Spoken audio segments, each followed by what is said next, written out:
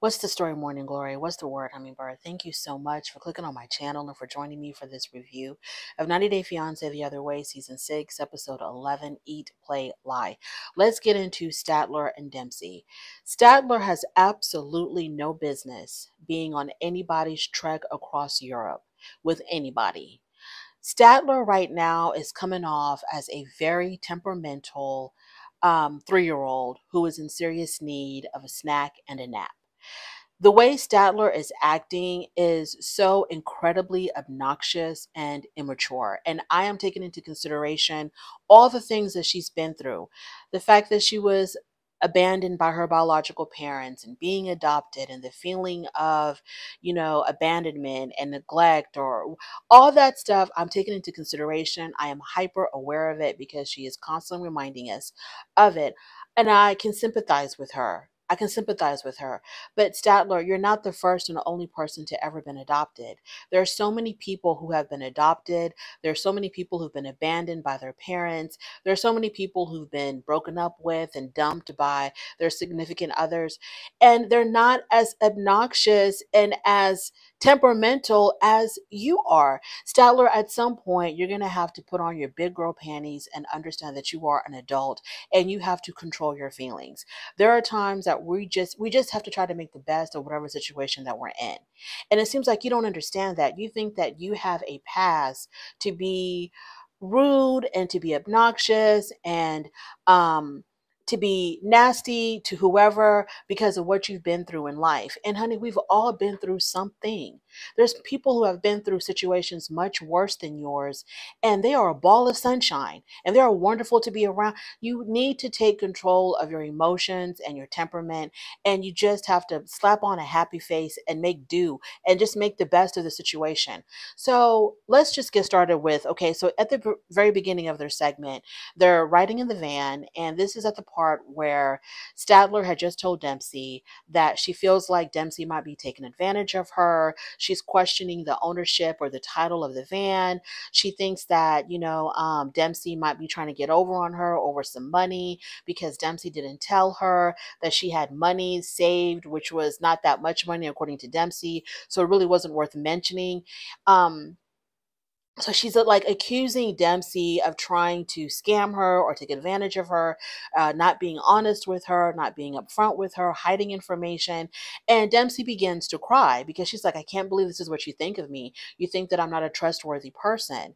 So when Dempsey begins to cry, Statler feels some kind of way. Now she's all sorrowful. And, she's like, well, I didn't mean to make you cry. And I'm really sorry. It's just that I've been going through a lot. And it's like, you said the most horrible things that you can possibly say to your significant other, someone who you supposedly love and care for, and you're taking this, extensive trip around an entire continent. You said these horrible things to her, and then when you see her cry, you just want to kiss her on the shoulder and be like, oh, I'm sorry. And then you think that everything is going to be okay now. So you don't allow her to go through her emotions and her feelings after what you just said. You just want her to hurry up and stop crying after you've apologized. But then on the ferry, you want her to allow you to go through your gambit of emotions of, being terrified of being on a boat. Okay, I get it. So after she apologizes to Dempsey about the things that she said to her, Dempsey was like, okay, I can let bygones be bygones. That's fine. Let's just get through this. So Dempsey had surprised Statler with a trip to a bee farm because Statler is absolutely obsessed and in love with bees. So that was a really good little trip. It made Statler happy. I guess, it made her feel a little bit better. So now they continue on their trip. Then it comes to a point where they have to get on a ferry to cross from England into France. And Statler is freaking out because she doesn't want to be on a boat. She's, scared to death of being on a boat. Totally understandable. That is completely understandable that you have a fear of boats. You have a fear of crossing, vast areas of water, oceans, whatever. We understand. It's understandable. But you don't have to be so rude and so grumpy and with someone that is just trying to help you out. So when they get on the ferry, Statler says that she feels like she's going to be sick, but she never got sick because Dempsey checked with her and asked her at some point, "Are you feeling sick?" And Statler had said, "No, I am not feeling sick." So she never got sick. But she was anxious. She was nervous. She said she was having a panic attack because she's on this boat. And in my opinion, initially it looked like Dempsey was just trying to help her. Dempsey wanted them to try to make the best of it. And she was trying to do whatever she could to relax Statler so that they can enjoy this moment together of crossing over into France. Statler wasn't having none of that. She was like, "Leave me alone. Don't talk to me. Don't touch me. Just leave me alone." Now, at this point, I think Dempsey should have left her alone. Dempsey should have been like, "Okay," and just walked away from her and wait for Statler to calm down and to, get herself together. But Dempsey kept on. And the next thing you know, they're arguing, they're going back and forth.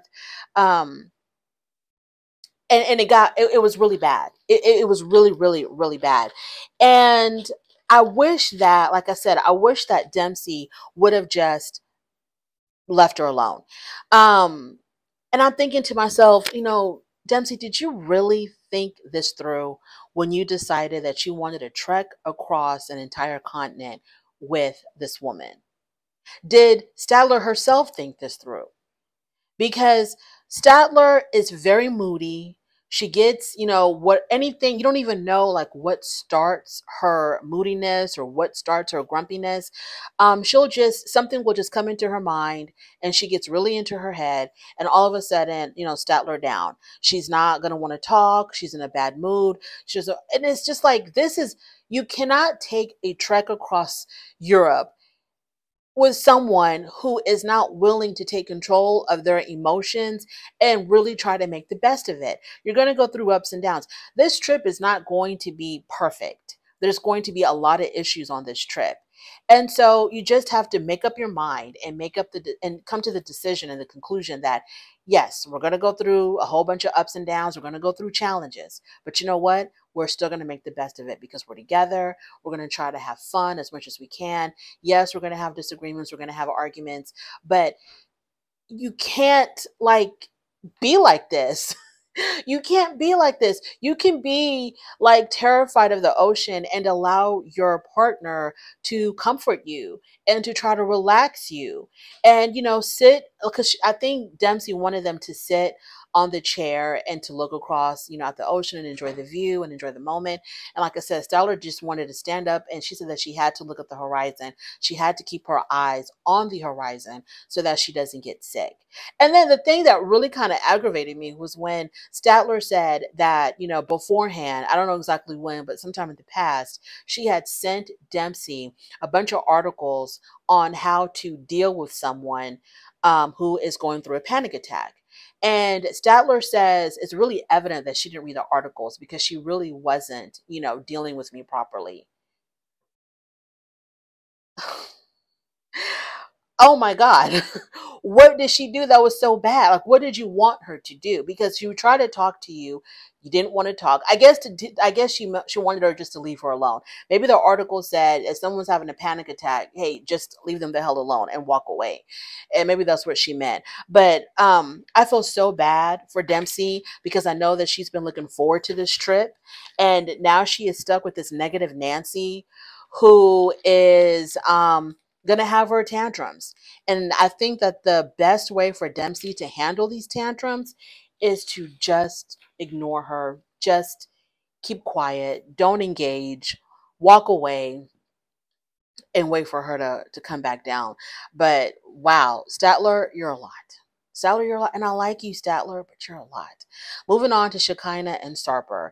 So Shakina agrees to meet up with Sarper because he's probably been hounding her to meet with him. So she decides to go ahead and meet with him. They meet like in the middle of a square or a cafe or something. And Yeah, she has to do this, because otherwise they wouldn't have any scenes together if they constantly stay away from each other. So she has to meet with them so they can have some scenes together. So when they meet, Shekinah wants to bypass all the damn small talk because he's asking her, how's the cat? How's your room? And Shekinah's like, you know what? Just bump all that. What the hell do you want? So he talks about how he can't sleep ever since she left. And she's like, you know what? I don't really want to hear that because you're causing this. You caused this yourself. I have nothing to do with you not being able to sleep. You wanted to act like a fool, and you did what you did. You pulled out my extensions out of my head. You were grabbing my phone, so you caused this on yourself. I have nothing to do with this. This is what you caused for yourself. And so then Sarper tells her, "Well, don't you feel sorry for me?" And I'm thinking to myself, "You're the one that injured her, but you're asking why doesn't she feel sorry for you because you can't sleep." Because she left and now you can't sleep, and somehow this is her fault. It's like, is this what they call narcissistic behavior? Because I'm not really clear. Is this what you would consider a narcissist? Someone who will turn everything back to them? Like, I don't even, like, you pulled the girl's extensions out of her head and then you were trying to grab her phone, snatch her phone away from her. Like, don't you feel sorry for her? That you probably could have left her with a bald spot or something. Don't you feel sorry for her?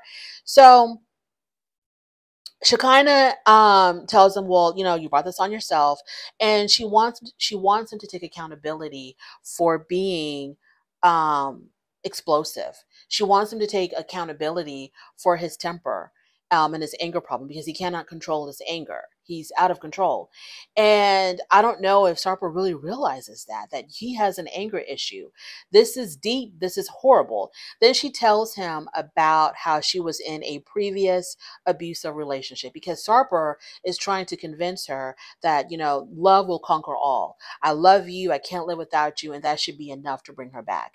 And so she tells him this story about her past boyfriend, her ex-boyfriend, who was, and of course, at first he didn't want to hear because he doesn't want to hear about any other man being with Shekinah. So he kind of acts frustrated. He rolls his eyes when she starts the story, and she kind of tells him, nope, you're not going to roll your eyes. You're going to listen to me this time. You're going to listen to everything that I have to say. So she tells him about how her ex started off as being like, very attentive, loving, caring, gave her the world, sweet, all that stuff. But he had a temper. And that temper drove her away. And it didn't matter how good he treated her. It didn't matter what he did for her, how much he loved her. When he got angry, he got physical with her. He would put his hands on her. He would try to restrain her, push her. So when that happened, she had to walk away. So she's seeing the signs. I'm not sure why she's seeing them now and hasn't seen them in the past, but Sarper has always exhibited signs of possibly being controlling and abusive. Always. This is nothing new. So she tells him that she had to walk away from this particular ex. And she's letting him know that she sees the signs in him. And so she tells him that, and then he says to her, well, he tells her, well, think about me. Think about me.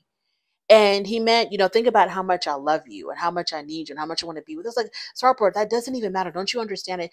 It doesn't matter how much you love her, how much you're willing to do for her. The fact that you have this temper and this anger issue where now she's like in fear of you, concentrate on that. So she tells him that you're going to have to go see a therapy if there's any hope of us surviving. Now, Shekinah, right there, you've done too much. You've done way too much.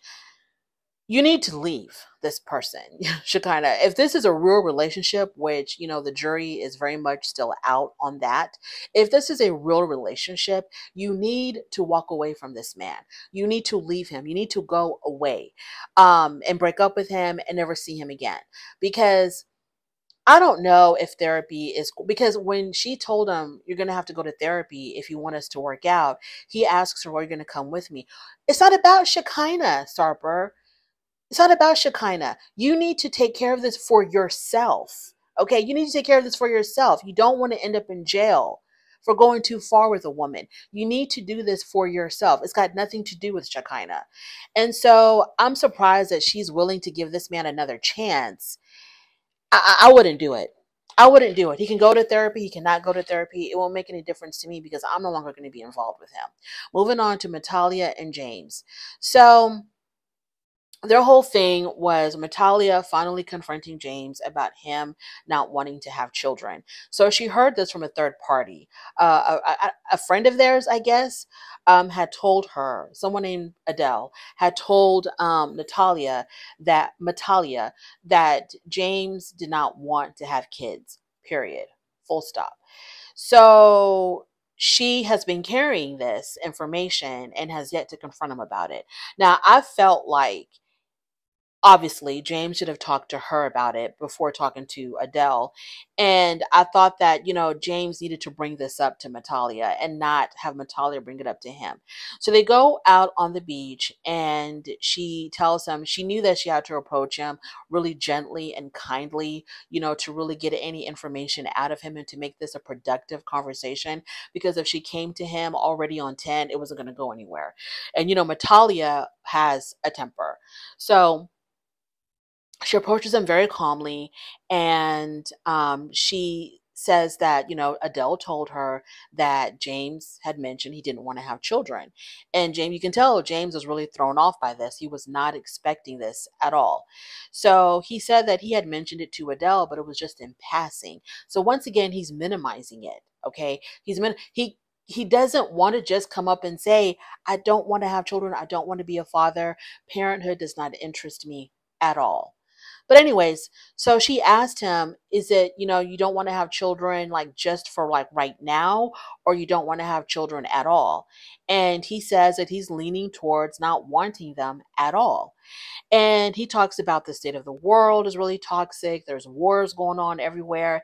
And when I hear arguments like this, they're valid enough that you don't want to bring children into a toxic society. There's so much going on, but there's always been a lot going on. I don't remember the world ever being in a state of complete utopia, like 100% peace, everybody loving each other, everybody getting along.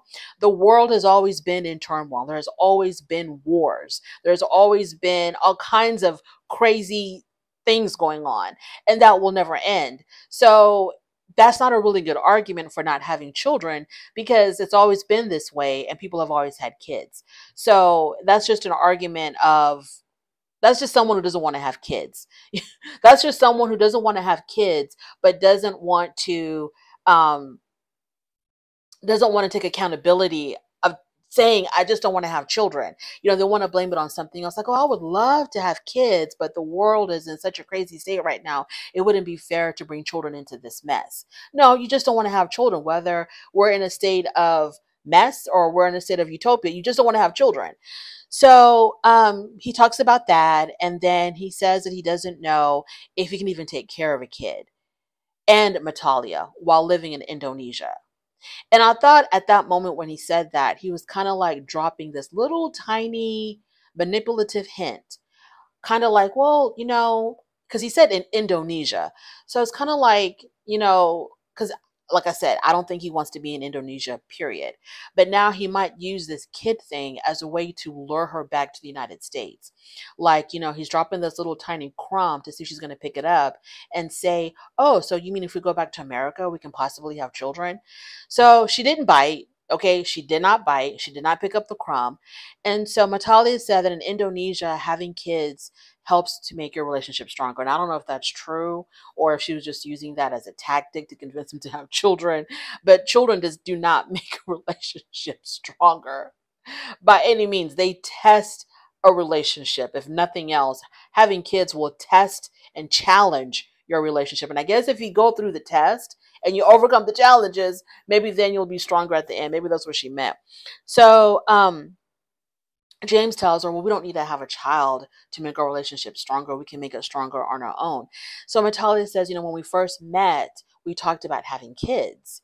And James, at this point, I guess he kind of was like, well, what do I say to that? Because, yeah, that's true. I did make her believe that one day I wanted to have children. So he didn't even touch that when she said that. He didn't even like counter argue that. He just moved on to something else and said, well, let's just put that on the back burner for now, because we need to concentrate on what's happening here and now, which is we need to figure out how to make money in Indonesia right now and how to survive Indonesia.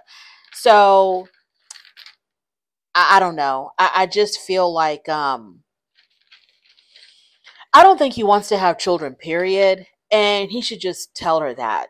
He should just tell her that's like, look, I don't. Yes, he may change his mind in the future. So he can tell her, I don't want to have kids. I don't see myself having kids. And if she wants to stay with them, she'll stay with him. And then maybe in the future he'll change his mind and say, you know what? Let's revisit this whole kid thing and consider having a baby. Consider having a baby. But just tell her the truth. Don't lead her on. Don't give her hope, because in her confessional, she was like, "Oh, I feel better that I talked to him now. I got I got some answers." And she kind of made it seem like, the door possibly may be open for him changing his mind. Um, that's what it seemed like to me. I'm not sure. So, I don't know. It's really sad when you really want a kid and your partner's really not feeling it because they've changed their mind. Because in the beginning he did, but now he doesn't. Moving on to Joanne and Shawn. So Joanne and Shawn, um, they have yet to tell the kids that they are married, but they're taking the opportunity for Shawn and Joanne's sons to bond and get to know each other better. So Shawn takes the boys out to go play soccer. And so after they do all of that, he sits down with the oldest son, and I think it's Jesse. He sits down with Jesse, the oldest son, and has a very light conversation about his relationship with Joanne. And Jesse says, well, it's kind of crazy because y'all been together 3 years and I'm just now seeing you. I'm just now meeting you. So that's kind of crazy. And Bashan was like, yeah, but you knew about me, right? And Jesse was like, yeah, I knew about you this whole entire time, but y'all been together 3 years and my mom really didn't talk that much about you. And now I'm finally getting to meet you. And their conversation was very good. It was very polite. It was very lighthearted. They didn't get into anything too deep or too heavy. So I don't know if this was enough, because Jesse even told Shawn, he said that I know my mom is waiting for me to give my opinion about you. So I don't know if there's going to be enough time for Jesse to really form an educated opinion about Shawn. I don't know, y'all. The whole thing to me is silly because, like I said, Joanne and Shawn should have been told their children from the beginning. Now that they haven't, and they got to scramble to come and tell them the truth now, 3 years later, 3 years after the fact that they're married, is so silly and stupid to me. I can't make any sense of something that's very nonsensical. So I'm going to just leave it at that. Thank you so much for joining me. I really do appreciate it. On your way out, please don't forget to rate the video. And if you like this content, please subscribe to my channel. And I'll definitely talk to you later.